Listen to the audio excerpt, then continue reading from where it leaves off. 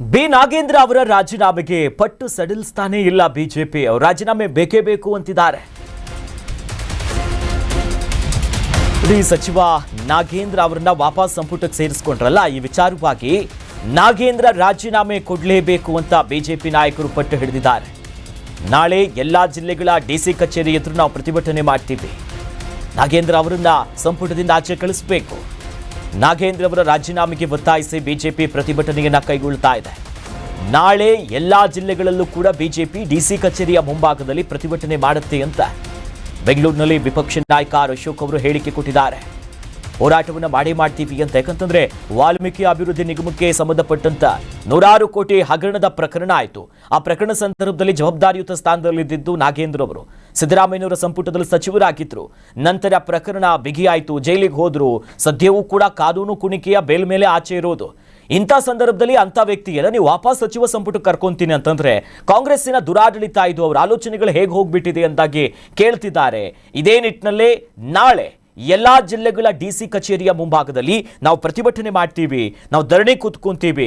ಈ ವಿಚಾರದಲ್ಲಿ ನಾವು ಸದನದ ಒಳಗೂ ಹೊರಗೂ ಎಲ್ಲೆಡೆ ಹೋರಾಟ ಮಾಡ್ತೀವಿ ಅಂತ ಬಿಜೆಪಿ ನಾಯಕರು ಹೇಳ್ತಿದ್ದಾರೆ. ಮತ್ತಷ್ಟು ಅಪ್ಡೇಟ್ಸ್ ಇದೆ ನೋಡಿ. ನಾಗೇಂದ್ರ ರಾಜೀನಾಮೆಗೆ ಪಟ್ಟು ಹಿಡಿದಿರೋ ವಿಚಾರವಾಗಿ ಮತ್ತೆ ಸಚಿವ ನಾಗೇಂದ್ರ ಸೇರ್ಪಡೆ ಇದೊಂದು ಅಕ್ಷಮ್ಯ ಅಪರಾಧ. ರಾಜ್ಯ ಬಿಜೆಪಿಯ ಅಧ್ಯಕ್ಷ ವಿಜೇಂದ್ರ ಅವರು ಕೊಟ್ಟಿರೋ ಹೇಳಿಕೆ ಇದು ದೊಡ್ಡ ಮಟ್ಟದ ಅಪರಾಧ. ಇದು ಕಾಂಗ್ರೆಸ್ದು ಆರೋಪ ಇರೋರನ್ನ ಯಾಕೆ ಸೇರಿಸ್ಕೊಂಡ್ರು ಅಂತಹ ಭಯ ಇತ್ತ ಅಥವಾ ಅನಿವಾರ್ಯತೆ ಏನಾದರೂ ಕಾಂಗ್ರೆಸ್ಸಿಗೆ ಸೃಷ್ಟಿ ಆಯ್ತಾ? ಹೈಕಮಾಂಡ್ನಿಂದ ಡಿಕೆಶಿ ಮೇಲೆ ಒತ್ತಡಗಳು ಬಂತ ಅಂತ ಕೇಳ್ತಿದ್ದಾರೆ. ಅಧಿವೇಶನ ಆರಂಭಕ್ಕೂ ಮುನ್ನ ನಾಗೇಂದ್ರವನ್ನ ಕೈ ಬಿಟ್ಟು ಬಿಡಿ, ಇಲ್ಲಾಂದ್ರೆ ನಾವು ದೊಡ್ಡ ಮಟ್ಟದ ಹೋರಾಟ ಮಾಡ್ತೀವಿ ಅಂತ ಸಿಎಂ ಡಿಕೆ ಶಿವಕುಮಾರ್ ಅವರಿಗೆ ವಿಜೇಂದ್ರ ಅವರು ಆಗ್ರಹಿಸಿದ್ದಾರೆ.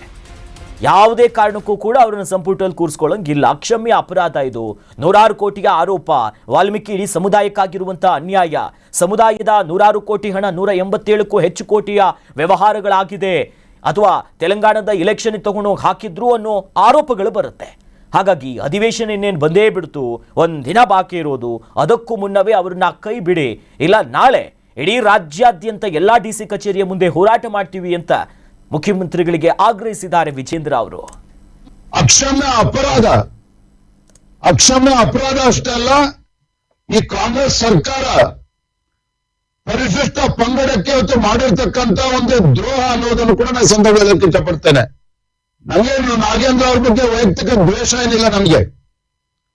ಆದ್ರೆ ಯಾರೈತೆ ಅಪರಾಧ ಸ್ಥಾನದಲ್ಲಿ ನಿಂತಿದ್ದಾರೆ, ಯಾರೈತೆ ಪರಿಶಿಷ್ಟ ಪಂಗಡಕ್ಕೆ ಸೇರಿರ್ತಕ್ಕಂಥ ಹಣವನ್ನ ಲೂಟಿ ಮಾಡಿರ್ತಕ್ಕಂಥ ಆರೋಪ ಇವತ್ತು ನಾಗೇಂದ್ರ ಅವ್ರ ಮೇಲಿದೆ. ಅವರನ್ನ ಹಾಗೆ ಇವತ್ತು ಕ್ಯಾಬಿನೆಟ್ಗೆ ತೆಗೆದುಕೊಂಡಿದ್ದಾರೆ ಇವತ್ತು ಡಿ ಕೆ ಶಿವಕುಮಾರ್ ಅವರು.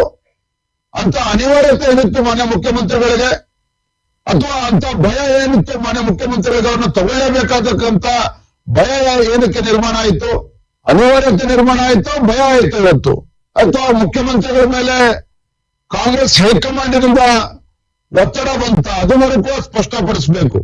ಒಟ್ಟಾರೆಯಾಗಿ ಅಕ್ಷಮ್ಯ ಅಪರಾಧ. ಕರ್ನಾಟಕ ನ್ಯೂಸ್ ಬೀಟ್ ಫಾಲೋ ಮಾಡಿ, ಸಬ್ಸ್ಕ್ರೈಬ್ ಮಾಡಿ.